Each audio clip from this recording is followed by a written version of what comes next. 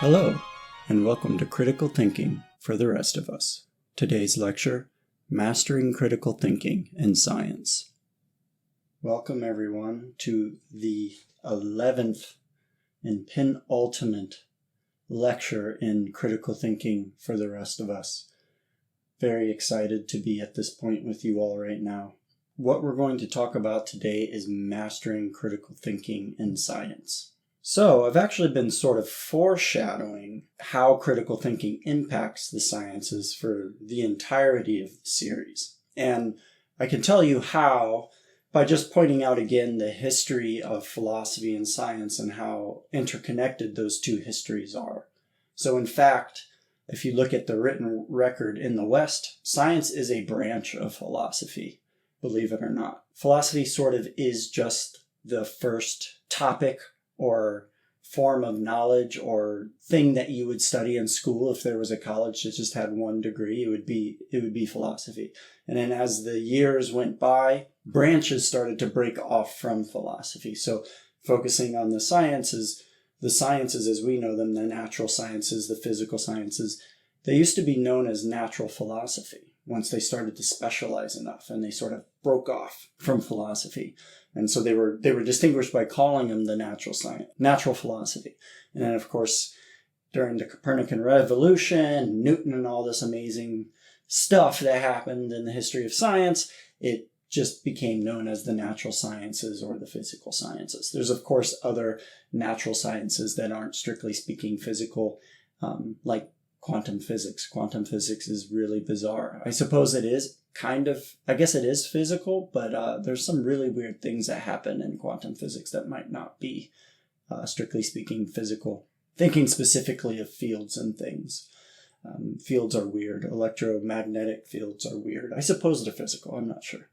I'm not a physicist. Yeah, so I just wanted to make that clear how the sciences and philosophy hang together. And if you see that connection, you might not be surprised to know or to hear that, of course, critical thinking, being the sort of bedrock of philosophy, is going to have had an influence on science, and specifically the scientific method as it was developed during the sort of scientific revolution, and then, of course, how it's practiced today. I've even foreshadowed this by suggesting that the scientific method really is just a kind of Socratic method. But now it's officially time to explore. So first, I'm going to introduce science as a form of critical thinking. And then we're going to look at the scientific method as a critical thinking process. I suppose if anything defines science, it would be the scientific method first and foremost, at least in terms of its methodology. So we're going to definitely look at that. Then we're going to talk briefly about distinguishing science from pseudoscience.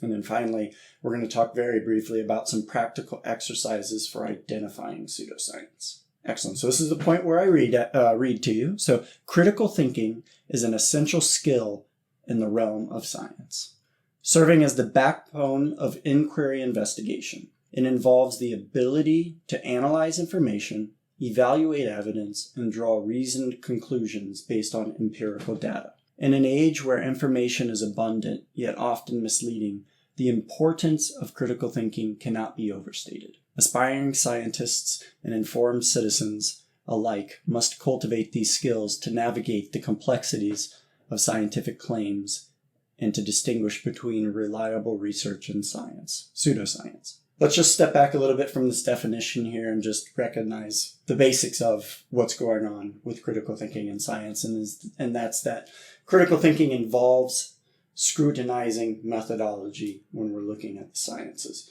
We're also examining the credibility of sources and trying to understand the context of findings. That's sort of the big, broad overview of how critical thinking shows up in the sciences. So I'll just say that one more time. Scrutinizing methodology, examining credibility, and trying to understand and contextualize findings. So some questions that scientists might ask when they're looking at research or results is, what evidence supports this research, the claims that is being made by this research or about this research? Are these results reproducible? Very importantly, who funded the research, and could there be potential for biases? Just remember something else that's really bizarre about the scientific method is that It's kind of like playing the drums. I don't know if any of you is a drummer. I'm a drummer. But you spend a lot of money, a lot of investment in a drum kit, and then you proceed to beat the crap out of it until it breaks, and then you have to replace it again. It's very bizarre. It's a very weird thing to do, but that's what playing drums is like. Similarly, in the sciences, what you're doing, second stage of the scientific method, but you're developing a hypothesis, and then you effectively spend the rest of your time as a scientist trying to disprove that hypothesis. So you're trying to break it down. And if it doesn't break down, then you might be onto something. I'll also briefly note in passing how this connects up with the Socratic method, because what Socrates was often after when he was scrutinizing his peers in Athens is he was trying to find those testable beliefs or views or positions that could withhold intense rational scrutiny. And then he would very hesitantly accept them. Skeptically, but optimistically accept those theses that withheld scrutiny and then take them on to the next day. So in fact, the scientific method and the Socratic method are the exact same with respect to that. Importantly, though, the takeaway for us here is to remember that as scientists, what we're doing is really leaning into that virtue of skepticism. We're not trying to be nihilists, we're not trying to be pessimists, but we are going to be skeptical about literally every step of the scientific method, if our goal is to produce good research. The scientific method comprises a series of structured stages that enhance critical thinking, enable systematic investigation, and the collection of empirical evidence. Each stage plays a vital role in minimizing biases and fostering rigorous inquiry. We're going to look into that. You can carve up the scientific method in different ways. This is one way to do it. There's roughly, in this version, 5 steps to the scientific method: observation, hypothesis, experimentation, analysis, and then replication. So just speaking briefly on each of these stages here. And as I do this, I'll try to make this abundantly clear to you, but try to think about how this connects all the way up with what we've been talking about for the entire series. So, for instance, observation begins with curiosity. Most scientists don't go into research and dedicate their lives to their research because they're not interested in what they do. They might come to dislike their research. That definitely happens. But research, observation, the scientific method, it begins with curiosity. And if you recall, curiosity is one of those virtues that critical thinking develops. It's something that critical thinking fosters. And so once again, we see that virtue showing up in the very first moment of scientific inquiry. We approach phenomena with curiosity and we ask questions about it. In the observation stage as well, of course, we observe the phenomena. And that the observation stage varies depending on the branch of science you're in. It might require microscopes. It might require centrifuges, crazy physics things that's throwing crazy particles together and trying to create new worlds. I don't know what scientists do. They're crazy. But, your tools may vary, but the principle is the same. You're observing the phenomena that you're curious about. Of course, once you observe it, you move on to the next stage, which is hypothesis formation. And a good hypothesis is one that is specific and testable. Keep that in mind. A specific hypothesis, in order for a hypothesis to be shared, to be part of the scientific community, it has to be specific. What do I mean by that? That means that when you develop a hypothesis, you have to communicate it in a way that others are able to receive that hypothesis and understand it for exactly how you intended to show it or to share it. That requires being as specific as possible. And that often means that you have to be very narrow and very modest in your hypothesis and in your claim. Furthermore, that hypothesis has to be testable. If it's not testable, it's probably not going to fall under the purview of science, at least in the way we think about the reproducibility of experimentation. I would also like to just gently draw your attention to the grammar of the term hypothesis. It's a thesis. It's a thesis, which is a claim or a stance or a belief, but it's a hypothesis. And we know what hypo means. It means less or lower versus hyper. So it's a sort of like underdeveloped thesis. It's a thesis that it's like a fledgling. It's like a baby thesis, and we're just trying to nurture it into the world. So that's what a hypothesis is, and it's right there in the Greek, which is kind of neat. Next, of course, experiments are conducted. And the kind of experimentation that is taking place really depends on the science that you're engaged in, but there's similarities. Namely, you're collecting data of some kind that is specific, modest, can be shared, and you will, of course, critically analyze it, which brings us to the next stage, which is, well, to analyze that data. When you're analyzing data, you also want to bear in mind, like, how does the results of your experimentations match up with your original hypothesis? And now when you're doing this, and this is the thing this is where the fallacies, the conversation we had about the fallacies comes back in. So there's a large number of fallacies and biases that we can commit as people surrounding data and information. One of them, if you recall, is confirmation bias. We like to find and see the things that confirm what we already believe. Well, you can imagine how dangerous this can be in the setting of science when you're so focused on your hypothesis that you're essentially trying to make it come true.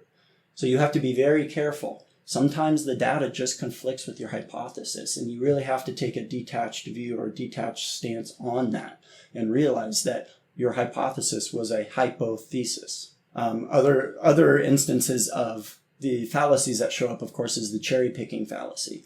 I don't think we spoke about this directly, but the cherry-picking fallacy is when you are picking through your data to confirm your bias. So it's another confirmation bias, but it's a little bit more, not nebulous, but a little bit more malicious in the sense that you're going through and just trying to find the things that support your views. So in experimentation and in analysis, we see, again, the fallacies and the biases really cropping up. Scientists and people in general, we have to be very, very, very careful when it comes to not only collecting data, but then analyzing. And then finally, something that is more unique to the sciences, I would say, than other scientific disciplines would be the replication and reproduction of experiments and the results of those experiments.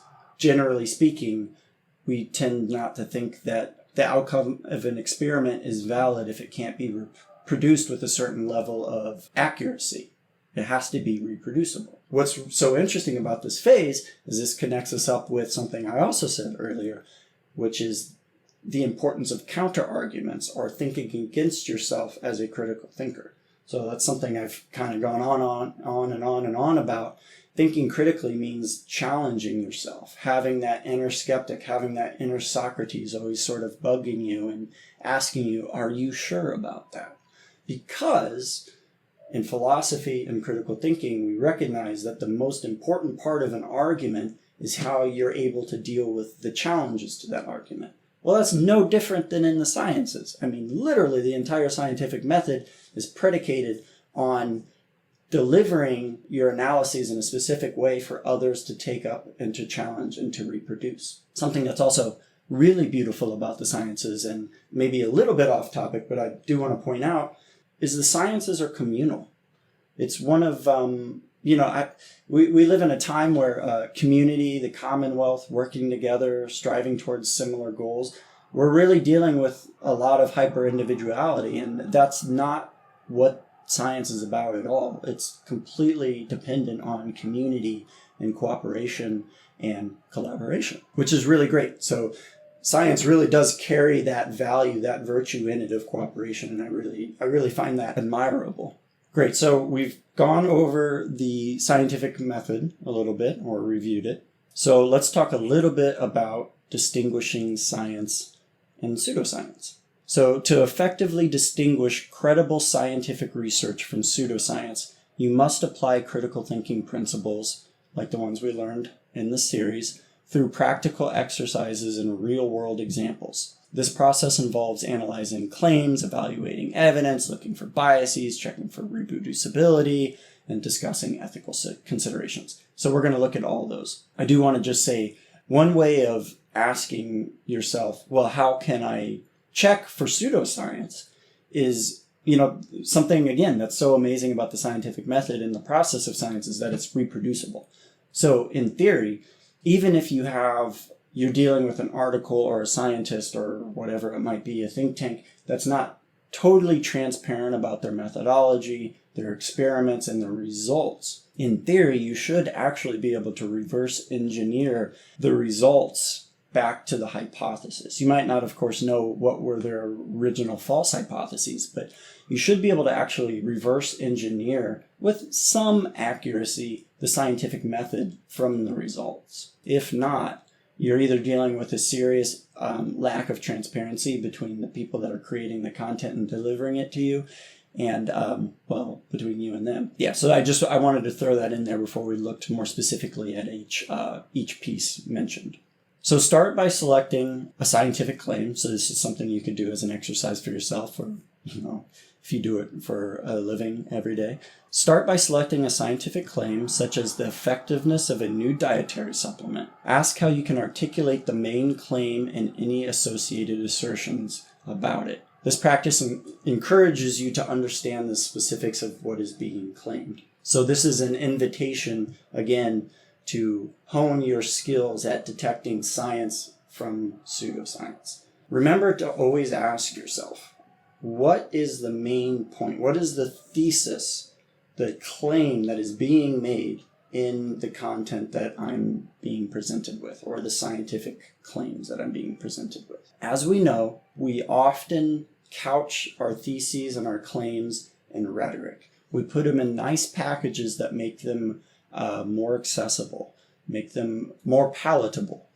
That way people are more likely to accept them, meaning we often rely on rhetoric of some kind. It appeals to your sense of duty, appeals to emotions or fear, and even sometimes, of course, appeals to your reasoning, whether it's sound reasoning or not. And so when you're looking at the claim of a scientific claim, see if you can strip the fluff back and just get at the point. What are they trying to say? You might find that they're not really saying much at all, or what they're actually saying is very different from the way that they've packaged it, in which case you might have an instance of pseudoscience.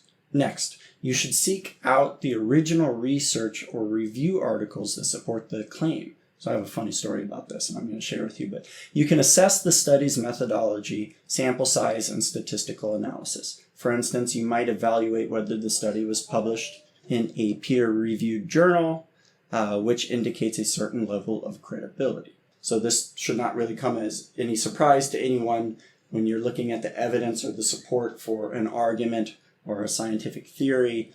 The strength and the validity, the quality, and to an extent, the respectability of the data that's being relied upon is an indication of the quality of the results or the strength of the claim. So now time for a funny story to make this clear. So I actually practiced this on accident. I recalled it in hindsight, but how to evaluate evidence. So I'm always talking about Dr. Google. I think if anyone knows it now, you all know I have a little bit of medical anxiety, maybe. I might have some, I don't know.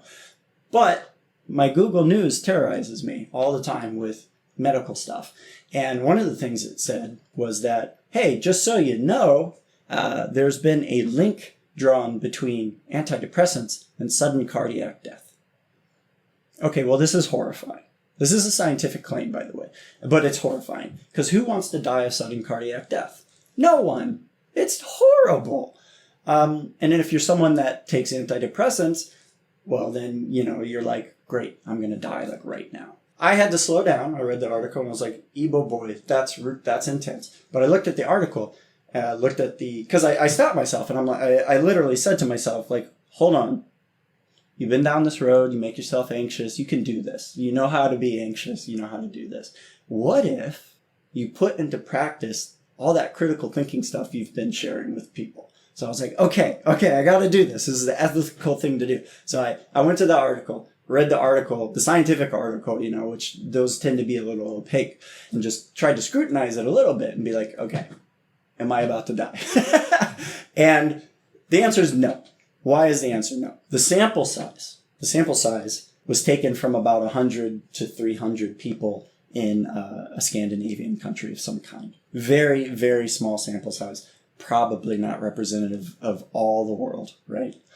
It's not. Next, they never defined what an antidepressant was. So they never said if it was an SSRI, they never said if it was something else, they just said antidepressants. Well, there's a big difference between Zoloft and Wellbutrin, for instance, and any other antidepressants that people take out there. So literally, it was vague. It was vague. And because it was vague, it was saying basically nothing. And then so after scrutinizing this article, I realized there's nothing to fear because there's nothing here really at all. I mean, it might be of general interest, and I'm sure scientists will explore it and look at it, but the evidence is overwhelming to the contrary that antidepressants are extremely safe. Certain kinds taken in the right ways, of course. So I like to share, not necessarily personal examples, but I do like to share real life examples just so you can see how this could show up for you in your own life. So there's an instance of me evaluating evidence. And it did, by the way, if you're trying to relieve anxiety, it did help. I was like, okay, well, I can't teach critical thinking and then take something like that seriously, so I tried to carry on, as we will do now. So next, look for biases.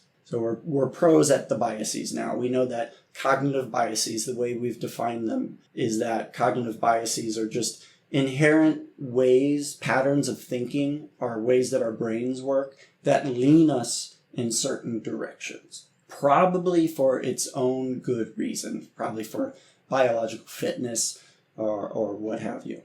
Nevertheless, biases, it can be demonstrated, are not often forms of logical or critical thinking. And so we have to proceed with caution when we bump up into them. So anyway, we can look for biases in science or pseudoscientific results or articles. So analyze, for instance, the funding sources and the author affiliations of the studies. If the research is funded by a company that stands to gain from positive results, you should consider the potential for bias. An exercise could involve comparing two studies on the same subject, one funded by an independent organization and the other by a corporation. So that last bit there is just an invitation to look at how funding sources might compete with each other or not, right? They don't, just because something's funded by a major corporation doesn't mean that it's biased.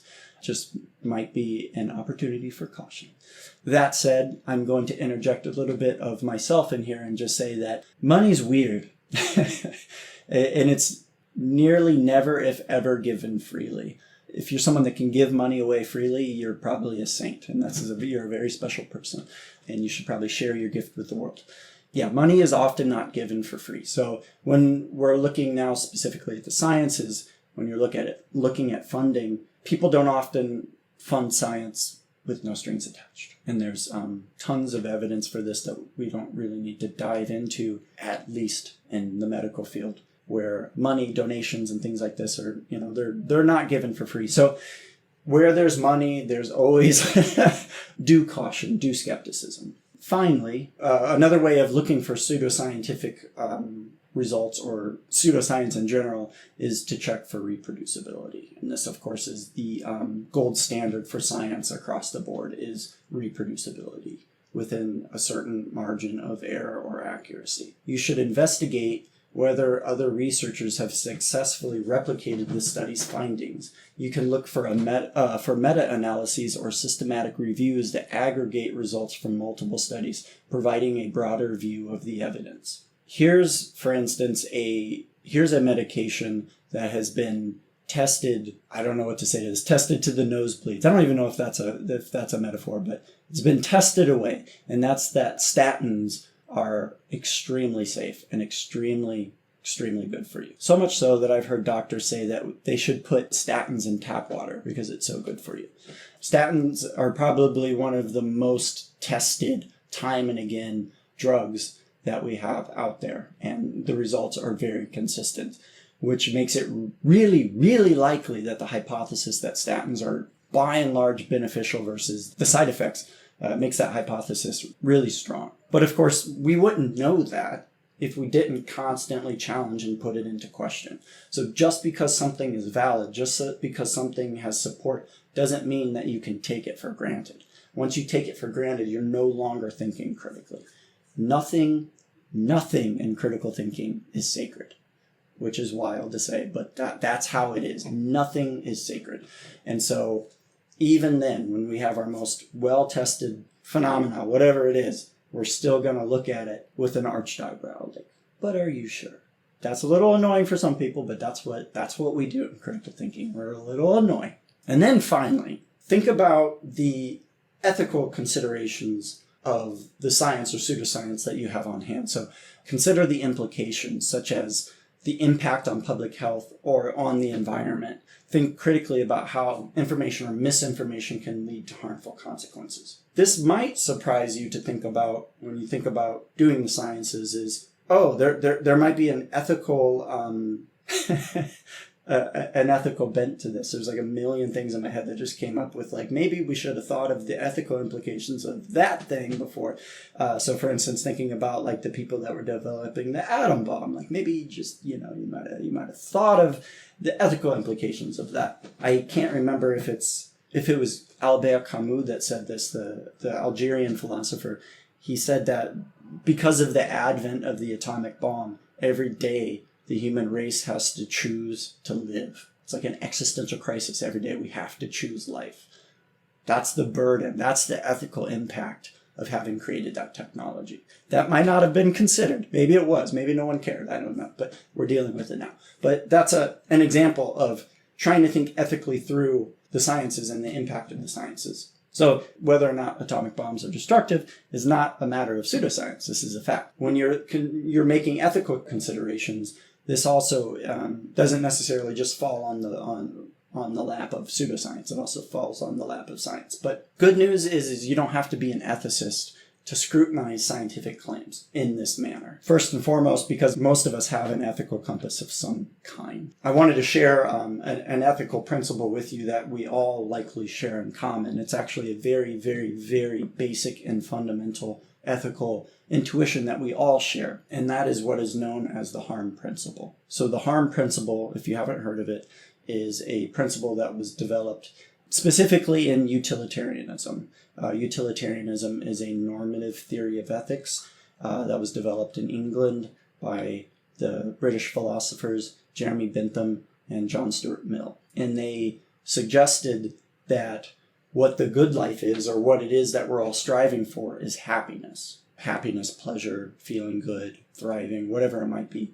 But at the very least, not suffering. At the very least, not causing harm or suffering harm. The idea being that within this normative framework, and what I mean by normative is it's making a moral claim. It's saying you ought to do this, you ought not to do this. That's what normative is versus descriptive, where you're just describing something. So the normative claim here is that harm is bad, harm is to be avoided.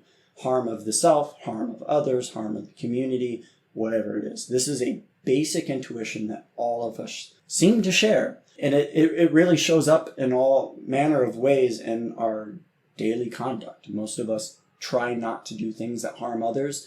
We often feel bad when we do cause harm to others, and we often stop the things that cause harm to others if it's within our power or if we're aware that it's causing harm. And, I'll just say, too, that's points in favor of the human race. I think it's easy to be very pessimistic about people in general, especially in the times that we're living in. But something that is absolutely true about humans is that they're incredibly cooperative, or we wouldn't have the massive global market and the globalization that we have. This happens through cooperation.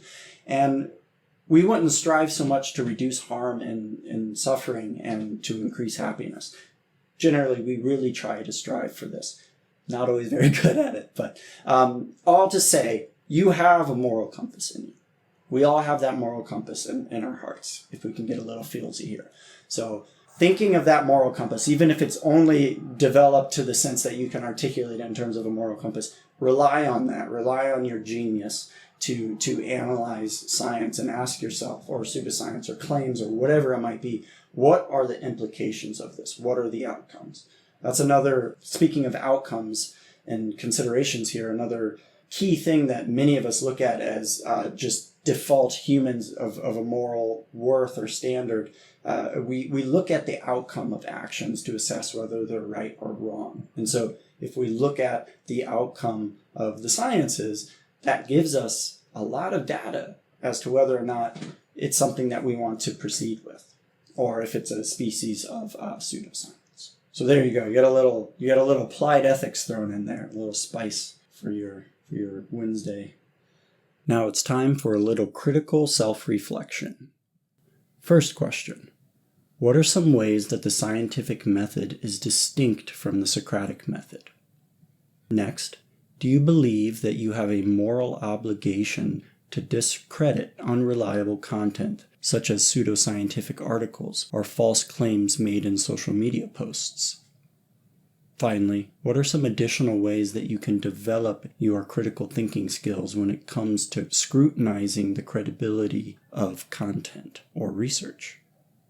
So that is critical thinking in science. Whether or not we've mastered critical thinking in science, I think there's room for debate here. But next time, bring your tissue boxes and your flowers and your laurel wreaths, because we will be doing our final lecture in this really long 12-part series known as Critical Thinking for the Rest of Us. So we're going to be ending on looking again, we've done this a lot, but we're going to look again specifically at how critical thinking can show up in our own everyday life. Yeah, and thank you so much.